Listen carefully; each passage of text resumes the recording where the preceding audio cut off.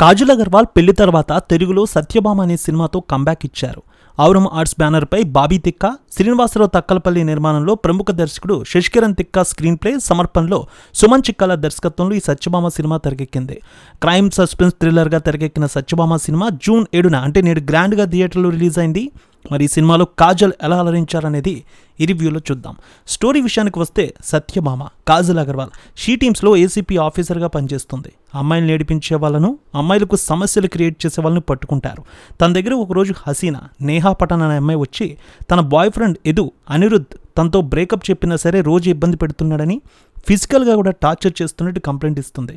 ఈ విషయం తెలిసి ఎదు హసీనా ఇంటికి వెళ్తాడు. ఆమె మీద దాడి చేస్తాడు. హసీనా వెంటనే సత్యభామకు కాల్ చేస్తుంది. ఆమె వచ్చేసరికి సత్యభామ కళ్ళ ముందే హసీనాను చంపేస్తాడు. ఈ క్రమంలో సత్యభామ ఎదుని కాల్చిపోతుంది. తన గన్లో బుల్లెట్స్ వేస్ట్ చేస్తుంది. దీంతో పై ఆఫీసర్ సత్యభామను గన్ సరెండర్ చేయమని షీ టీమ్స్ నుంచి వేరే బ్రాంచ్కు పంపిస్తారు. తన కళ్ళ ముందే హసీనా చనిపోతూ తన తమ్ముడు ఇక్బాల్ని చూసుకోమని చెప్పడంతో ఆ బాధ ఇంకా గుర్తొస్తూ ఉంటుంది. ఇక ఎదుని వెతుకుతూ ఉంటుందామె. ఈ క్రమంలో ఒకరోజు డాక్టర్ చదువుతున్న హసీనా తమ్ముడు ఇక్బాల్ మిస్ అవ్వడంతో సత్యభామ ఆ కేసు టేకప్ చేస్తుంది. దీంట్లో ఒక ఎంపీ తనయుడు రిషి అంకిత్కి సంబంధం ఉందని తెలుస్తుంది. అసలు ఇక్బాల్ ఏమయ్యాడు? రిషికి ఇక్బాల్కి లింక్ ఏమిటి? హసీనాను చంపిన ఎదు దొరికాడా? సత్యభామ ఈ రెండు కేసులను ఎలా డీల్ చేసింది? అంతేకాదు సత్యభామ భర్త అమర్ నవీన్ చంద్ర ఏం చేస్తాడనేది తెలియాలంటే వెండితెరపై సినిమా చూడాల్సిందే. ఇక ఆడియన్స్ ఎక్కువగా ఆసక్తి చూపే జోనర్స్లో సస్పెన్స్ అలాగే క్రైమ్ థ్రిల్లర్ మూవీస్ ఒకటి. కథలో ఇంట్రెస్ట్, సస్పెన్స్లు, ట్విస్ట్లు ఉంటే ప్రేక్షకులు ఆ సినిమాను బాగా ఎంజాయ్ చేస్తారని తెలిసిందే. ఇప్పటికి ఎన్నో సినిమాలు ఎలాంటివి వచ్చాయి, హిట్ అయ్యాయి. సత్యభామ కూడా అదే జోనర్లో తీసుకువచ్చారు మేకర్స్. అయితే ఇప్పటి వరకు వచ్చిన క్రైమ్ థ్రిల్లర్ సినిమాలకు భిన్నంగా ఈ సినిమా కథనం సాగింది. సాధారణంగా సస్పెన్స్ క్రైమ్ థ్రిల్లర్ సినిమాల్లో ఒక హత్య జరగడం, ఆ హత్య ఎవరు చేశారనేది తెలియకపోవడం, దాన్ని ఛేదించే క్రమంలో పోలీసులు అంటే హీరో హీరోయిన్ కొన్ని నిజాలు తెలియడం, క్లైమాక్స్లో ఊహించిన ట్విస్ట్ అనేది ఉంటుంది మనం చూసిన సినిమాల్లో. కానీ సత్యభామలో డిఫరెంట్. హత్య ఎవరు చేశారనేది ముందే తెలిసిపోతుంది. అతన్ని పట్టుకోవడమే హీరోయిన్ పని. కథనం సస్పెన్స్తో పాటు ఎమోషనల్గా సాగడం కొత్తగా అనిపిస్తుంటుంది ఈ స్టోరీలో. ఇక సినిమా ప్రారంభంలో కాళికాదేవి కోపం, సీతాదేవి శాంతం అంటూ హీరోతో డైలాగ్ చెప్పించారు. సో సత్యభామ పాత్ర ఎలా ఉంటుందో మొదట్లో క్లారిటీ ఇచ్చేశారు దర్శకుడు.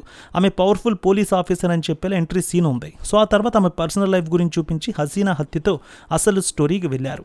ఇక షీ సేఫ్ యాప్ ప్రాధాన్యత గురించి తెలియజేసే సన్నివేశాలు బాగా ఆకట్టుకున్నాయి. యువతని ఆలోచింప చేస్తూ ఉంటాయి. సెకండ్ హాఫ్లో కథనం ఆసక్తికరంగా సాగింది. క్లైమాక్స్లో వచ్చే ట్విస్ట్ అయితే ఊహించలేం. సో డిఫరెంట్గానే తీశారు. ఆ పాత్ర చెప్పే ఫ్లాష్ బ్యాక్ స్టోరీ కూడా ఆకట్టుకుంది. అయితే ఇన్నాళ్ళు గ్లామర్ పాత్రలకి పరిమితమైంది కాజల్. తొలిసారి ఫిమేల్ ఓరియంటెడ్ ఫిలింలో నటించింది ఆమె. ఎన్ని ఇబ్బందులు ఎదురైనా ఒక అమ్మాయికి సాయం చేసే పవర్ఫుల్ పోలీస్ ఆఫీసర్ సత్యభామ పాత్రలో ఆమె ఒదిగిపోయింది.